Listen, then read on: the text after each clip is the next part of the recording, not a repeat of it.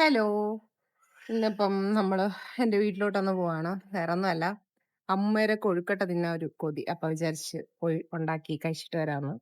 നമ്മുടെ റെയിനും ഡാഡയൊക്കെ ഇതോ കാർ സീറ്റില് സെറ്റായിട്ട് ഇരിപ്പുണ്ട്. പിന്നെ ഞാൻ വിചാരിച്ചു എന്തായാലും വീഡിയോ എടുക്കണല്ലേ, അപ്പൊ കുറച്ചൊന്ന് ലിപ്സ്റ്റിക് ഒക്കെ ഇടാന്ന് വിചാരിച്ചു. അപ്പൊ നമുക്ക് പോയിട്ട് റെസിപ്പി കാണാം അമ്മൂമ്മേരെ. എൻ്റെ അമ്മൂമ്മ റെയിൻ്റെ മുത്തശ്ശി.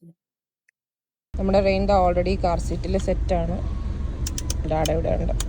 ടാറ്റാ. സ്വപ്നലോകത്ത് പോയി.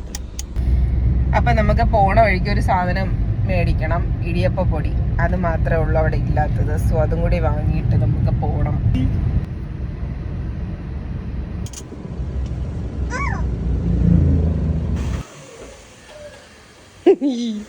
നമ്മളിപ്പോ വീട്ടിൽ എത്തി. ഞാൻ അപ്പോൾ വന്നപ്പോഴത്തേക്ക് അമ്മ എല്ലാം സെറ്റ് ചെയ്ത് വെച്ചിട്ടുണ്ടായിരുന്നു. നമുക്ക് ആകെ രണ്ട് സാധനം.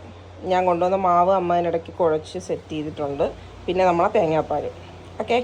അതിലൊരു പോയിന്റ് പറയാൻ മിസ്സായിപ്പോയി. ഇടിയപ്പത്തിന് കുഴയ്ക്കും പോലെ തന്നെ കുഴയ്ക്കണം എന്ന് പ്രത്യേകം പറഞ്ഞിട്ടുണ്ട്. നമ്മൾ ചൂടുവെള്ളത്തിൽ കുഴയ്ക്കണം മാവ്. ഓക്കെ. അപ്പോൾ നമ്മൾ അമ്മ വന്ന് ഇവിടെ മാവൊക്കെ കറക്റ്റാണെന്ന് സെറ്റ് ചെയ്തിട്ടുണ്ട്.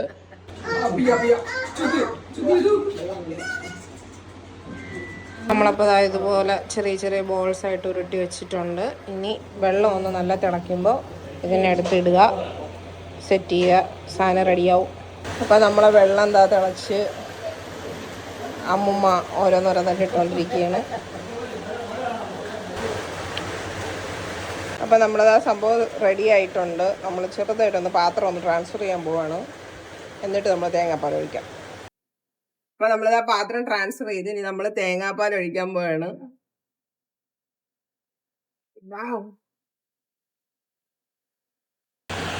അപ്പോൾ നമ്മൾ ആദ്യം റെയിന് തന്നെ കൊടുക്കാൻ വേണ്ടി എടുക്കാൻ പോവാണ്.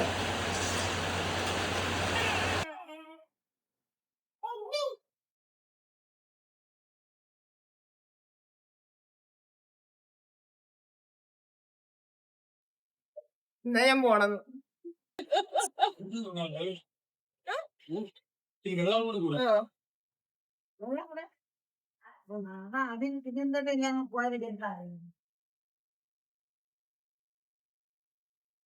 അവന് നമ്മള് പഞ്ചസാര ആഡ് ചെയ്തിട്ടില്ല. വലിയവർ കഴിക്കുമ്പോ വേണമെങ്കിൽ പഞ്ചസാരയും കൂടെ ആഡ് ചെയ്ത് കഴിച്ചാൽ നൈസായി.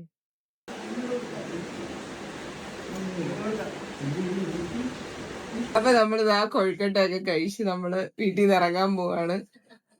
അപ്പം എല്ലാവർക്കും ബൈ ബൈ പറഞ്ഞ് റെയിൻഡ ഇവിടെ നിന്ന് ഇറങ്ങാൻ പോവാണ്. ടാറ്റാ. അപ്പൊ നാളെ ഒരു വീഡിയോ ആയിട്ട് വീണ്ടും കാണാം. Bye bye.